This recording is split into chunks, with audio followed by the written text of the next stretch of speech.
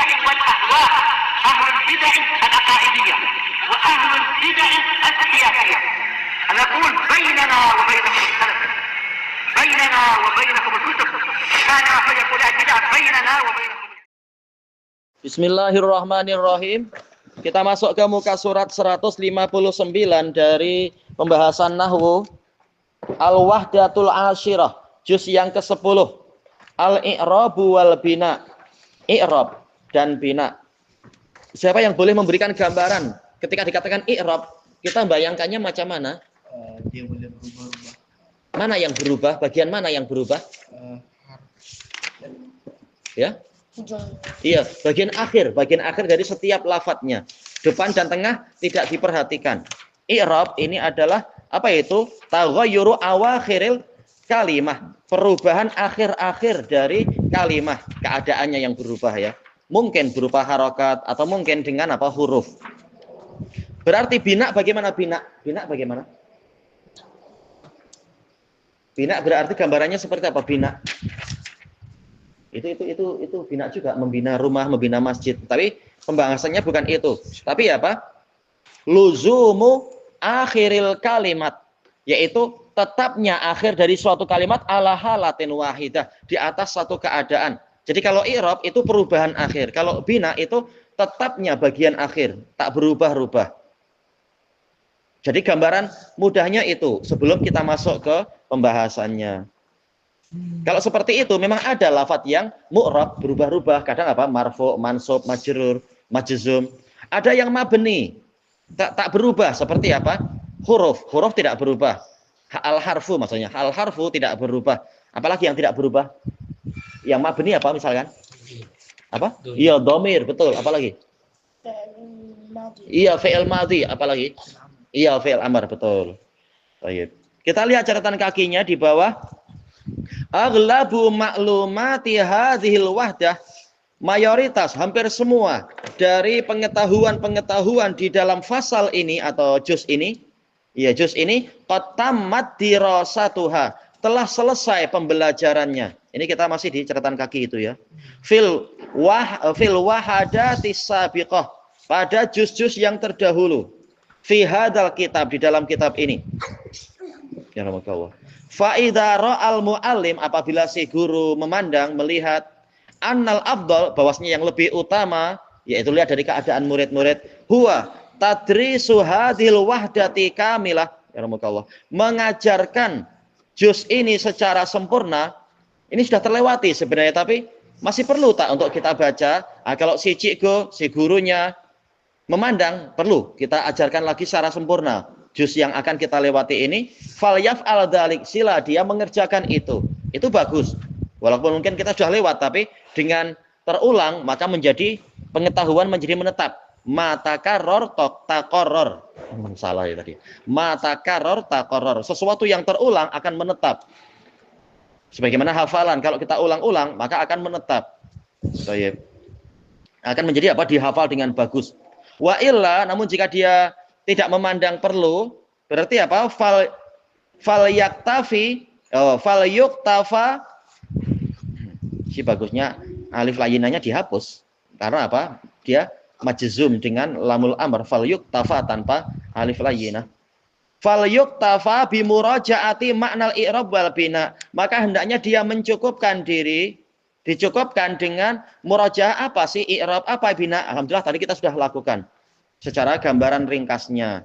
Summa dirasatul i'rab, summa dirasatil i'rab al-muqaddari faqat. Kemudian dia mencukupkan diri dengan pembelajaran i'rab yang ditentukan saja, diperkirakan. Misalkan apa? Dhamir yang apa ya, misalkan itu, misalkan apa? Yaktubu, lam yaktubu, dhamirnya kan mabni ala sukun, tapi fi mahali apa? Fi mahali apa itu? Raf'in sebagai fa'il. Misalkan. Jadi kita katakan posisinya apa misalkan. Atau mungkin apa? Misalkan yaktub atau yaktubu, dhamirnya muqaddar, yaitu apa? Huwa misalkan. Tapi kita baca, lebih baik kita baca secara lengkap. Kenapa? Hendaknya dicukupkan. Si bagusnya fal yaktafi ya. Dia si mu'alimnya mencukupkan. Kalau yuktafa agak repot kita menerjemahkannya. Hendaknya dicukupkan. Harusnya dia si mu'alim tadi mencukupkan. Bukan yuktafa tapi yaktafi sebaiknya. Baik, kita masuk ke muka surat 160. Ad-darsul awal al-i'rab. Pelajaran pertama i'rab. Nah, kita sudah dapat bayangan tadi, murojaah sedikit, yaitu perubahan keadaan akhir dari suatu lafaz. Taqaddamatil isyarah, telah berlalu isyarat penunjukan fi akhiri durusil wahdatil ula, di akhir dari pembelajaran juz pertama, ila kepada apa? Annal kalimat, bahwasanya kalimah-kalimah, lafat-lafat, kata-kata, imma antakuna mu'rabah, boleh jadi dia mu'rab. Apa maksudnya mu'rab? Nah, apa maksudnya mu'rab? Apa arti i'rab? Apa arti i'rab? Bingung kan? Sibuk ke yang mana tak tahu. Apa arti i'rab? Apa arti i'rab? Apa arti i'rab? Iya, perubahan. Perubahan akhir. Perubahan keadaan akhir. Berarti kalau dikatakan lafadz itu mu'rab, berarti apa? Dia berubah. Bagian akhirnya atau keadaan akhirnya. Wa imma antakuna mabniyah. Dan boleh jadi juga suatu lafadz itu mabni. Apa mabni berarti?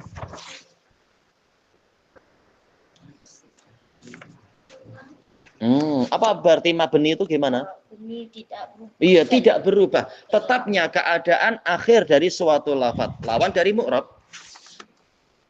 Baik. Wa fi hadhil wahdah, di dalam juz ini sanakhud, kita akan mengambil tafsila wa bayana, perincian dan penjelasan masailil i'rab, masalah-masalah i'rab wal bina dan bina. Jangan lupa kita bayangkan i'rab yaitu perubahan keadaan akhir, bina yaitu tetapnya keadaan akhir. Insyaallah taala. Bima yunasibu, dengan pembahasan yang sesuai mustawa thalib, level dari si pelajar, fi hadhil marhalah, di dalam level ini. Di dalam apa? Tingkatan ini. Nah, di gambarannya secara ringkas apa? Kalimat situasinya terbagi dua, mungkin mu'rabah yaitu keadaan akhirnya berubah, mungkin mabniyah yaitu keadaan akhirnya tetap. Baik, awalan, yang pertama al kalimatul mu'rabah, lafat-lafat yang mengalami i'rab. Hiya kullu kalimah, dia adalah setiap lafat yataghayyaru, yang berubah, halu akhiriha, keadaan akhirnya, hal sebagai fa'il dari yataghayyar, keadaan akhirnya berubah. Kenapa berubah? Bitaghayyuril awamil, dengan berubahnya awamil, faktor-faktor pekerja, awamil faktor pekerja, ada khilah yang masuk alaiha, kepada lafaz tadi. Kalau faktor pekerjanya adalah meminta dia menjadi fa'il, berarti apa? Dia menjadi apa? Menjadi marfu. Kalau faktor pekerjanya meminta dia jadi maf'ul bih, berarti lafaz itu apa? Keadaannya jadi apa? Mansub. Itu gambarannya. Jadi berubah-ubah dia. Kalau faktor pekerjanya masuk kepada suatu fi'il, memaksa dia apa ya? Menjadi majzum, ya dia majzum misalkanlah, dan seterusnya. Atau kalau suatu lafaz itu memaksa lafaz setelahnya menjadi mudhof ilaih, maka dia keadaannya berubah jadi apa? Majrur misalkan. Jadi lihat, dia dimasuki apa? Baik. Bagaimana kita paham itu? Dengan apa? Mengetahui terjemahannya. Agar kita paham yang diinginkan si penulis atau si pembicara itu apa. Pembicara dalam kalimat itu. Kemudian wal kalimatul mu'rabah, lafat-lafat yang mengalami i'rab, mengalami perubahan keadaan akhir, la takunu illa, tidak ada kecuali minal asma awil af'al, berupa isim atau fi'il. Berarti keluar dari pembahasan ini apa? Keluar dari pembahasan ini apa? Ya? Iya, haraf. Haraf tidak mengalami mu'rab. Haraf pasti apa? Mabni. Makanya kaidah harus diingat-ingat. Kullu harfin mabni. Setiap huruf itu mabni. Tak mungkin fi itu adalah apa? Marfu, mansub, majrur, majzum. Nah, tak mungkin dia mabni, tak berubah dia fi. Baik. Fama hiya anwaul i'rab. Maka apa saja jenis i'rab, jenis perubahan itu? Anwaul i'rab arba'ah. Jenis i'rab ada 4. Yang pertama rafa. Yang kedua nasab, yang ketiga khafat atau jar, yang keempat jazm. Ini sudah ada kan? Kita sudah lewat semua. Tinggal apa? Beliau mengajak kita mengulang. Dan ini baik, seperti yang dilakukan oleh Ibnu Ajurum dalam Ajurumiyah, mengajak mengulang lagi di bagian-bagian berikutnya ya. Anwa jenis. Ada beberapa jenis. Apa saja jenis i'rab? Jenis perubahan. Oh, ternyata ada 4. Kemudian farraf'u wan nasbu, situasi rafa dan situasi nasab yakunu fil asma'i wal af'al. Ini berlaku pada isim dan fi'il. Isim boleh marfu, boleh mansub. Fi'il juga sama, boleh marfu, boleh mansub. Kemudian wa amal khafat jar fahuwa khasun bil asma. Ini khusus untuk isim saja.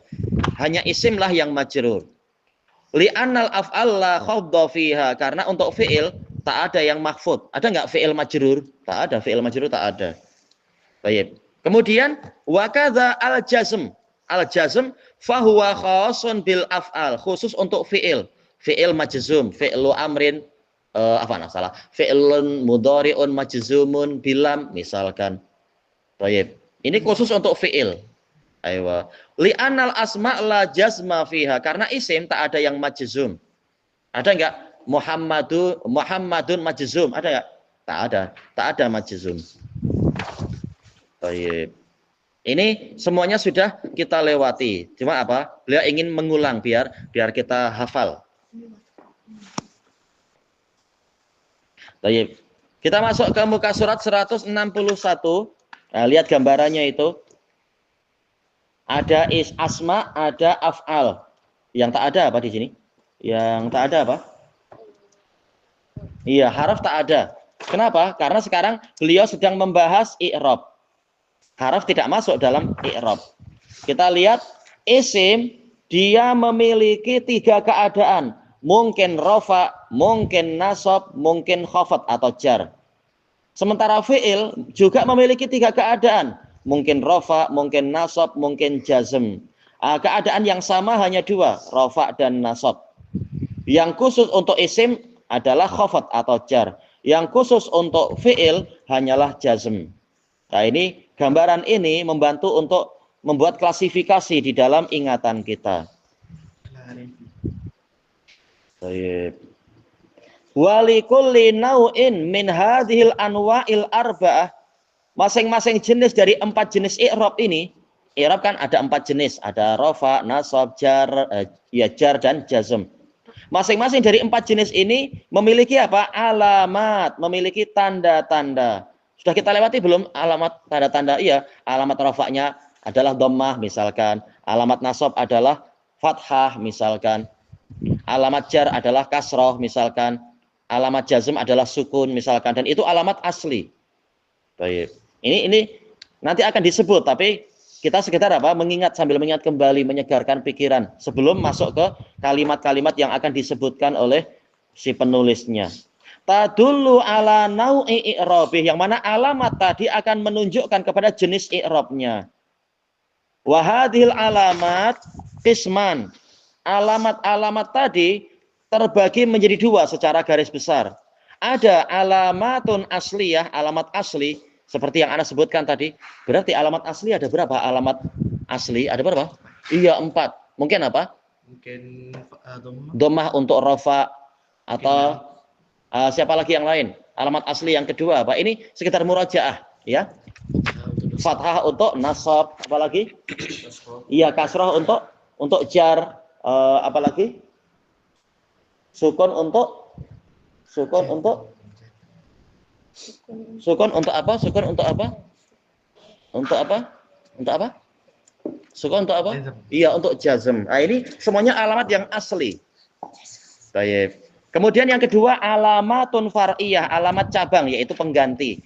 Kalau ternyata tidak layak di situ dhammah, ternyata apa jadi wawu misalkan. Asalnya kan muslimun jadi muslimuna misalkan. Baik. Demikian pula kalau tidak layak untuk fathah, maka apa? Lihat penggantinya berupa apa? Misalkan apa? Kalau fathah contohnya apa? Misalkan muslimatan. Tapi ketika dijamakkan muslimatin. Jadi apa? Kasroh dia. Kasroh sebagai pengganti fathah. Nah, itu dikatakan apa? Alamat far'iyah. Alamat cabang. Pengganti dari alamat asli. Demikian pula apa? Kalau tak boleh kasroh, kira-kira penggantinya apa? Tak boleh kasroh. Apa? Ya. Misalkan ya. Misalkan apa? Muslimin. Lil muslimi. Berubah jadi lil muslimina. Jadi ya. Atau kalau tak boleh sukun, kira-kira penggantinya apa? Tak boleh sukun. Tak boleh sukun, penggantinya mungkin apa? Kalau tak boleh sukun, iya hadfun nun misalkan. Misalkan apa? Yuslimu. Kalau dikasih lam yuslim, dikasih sukun. Tapi kalau orangnya banyak, jadinya apa? Lam yuslimu, nunnya dihapus. Asalnya kan yuslimuna. Nah, ini contoh nanti akan kita lewati. Ini sekedar contoh gambaran. Alamat far'iyah adalah alamat pengganti. Pengganti dari alamat asli yang tidak layak tampil di keadaan itu. Tanubu, mewakili. Tanubu artinya mewakili. Naib artinya wakil. Mewakili atau menggantikan. Wakil presiden dipanggil apa ya? Aywana Ibu Rais misalkan. Wakil Perdana Menteri dipanggil apa itu istilahnya? Naibul Waziril Awal kalau di Yaman. Di Yaman kalau tak salah ya, lupa istilah itu. Tak ingat. Dulu ada lafaz-lafaz yang polanya macam itu. Tak tahu Yaman ada Perdana Menteri kah?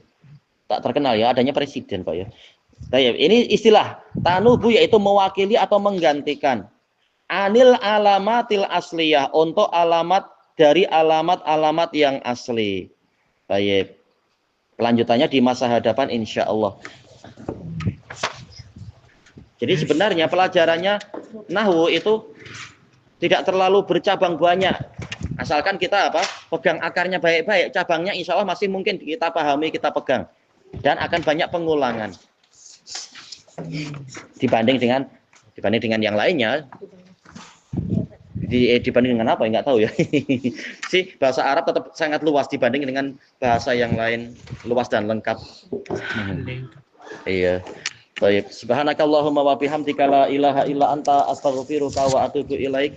Alhamdulillahirabbil alamin. Jazakumullahu khairan.